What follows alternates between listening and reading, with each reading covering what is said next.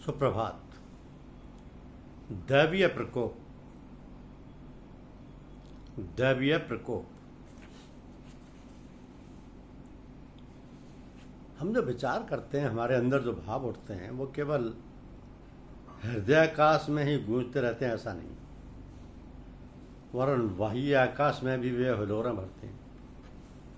हमारे भावों की, विचारों की धाराएं, लहरियां निकल निकल कर अंतरिक्ष में इधर उधर मंडराती रहती हैं और जहां अनुकूल वातावरण पाती हैं जाकर छापा मारती हैं,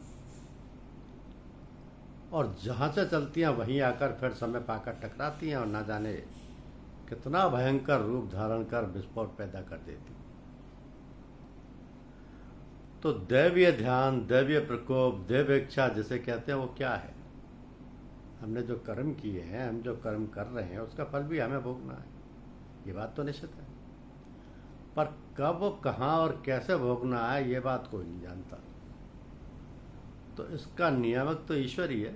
ईश के अर्थ है नियमन करना और हर चीज़ को व्यवस्थित रखना। मनुष्य जो काम करता है उसका फल कब, कहाँ और कैसे भोगना है, ये बातें ईश्वरीय नियमानुसार व्यवस्थित क्रम से समय समय पर घटित होती रहती हैं। इस सत्य को हम ना जानते हुए, ना तो हम जानते और ना समझते ही। तो जानना समझना तो दूर रहा, अपने किए हुए कार्य भी भूल जाते हैं। ऐसी अवस्था में उनका परिणाम क्या होगा, ये जानना तो बहुत दूर की बात है। ऐसी घटनाएं जब अकस्मात घटती हैं तब उन्हें हम दैवगति कहते हैं। यदि सुखदायक है तो कोई बात नहीं, लीजेंट आवर्स फ्लाई फास्ट। ऐसे दिन ऐश की घड़ियों के गुजर जाते हैं जल्दी। पर दुखदायक होती हैं, यानी दुख की घड़ियां, तो फिर हम भगवान को, ईश्वर को ना जाने क्या क्या कहकर कोसते हैं। इसी प्रकार हैजा, चेचक आदि दैवीय प्रकोप होते हैं। वर्षा, हैजा, चेचक, ये सभी बातें जहाँ मनुष्य के सामूहिक कर्म फल एकत्र होकर जिस स्थान के समसामयिक होते हैं वहीं आकर अपना कार्य करने लगती हैं।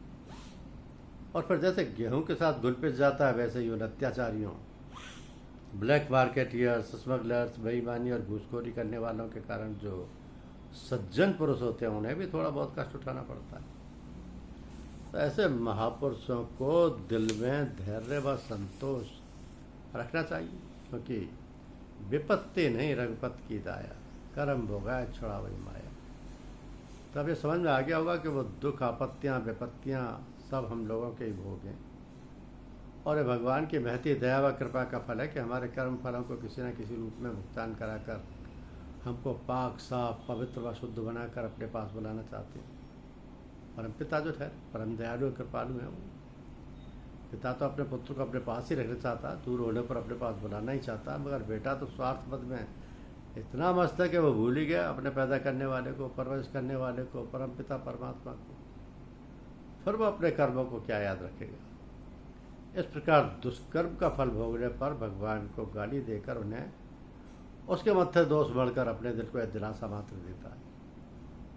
तो आनंद तो उस परमपिता परमेश्वर के पुत्र बनकर रहने में है।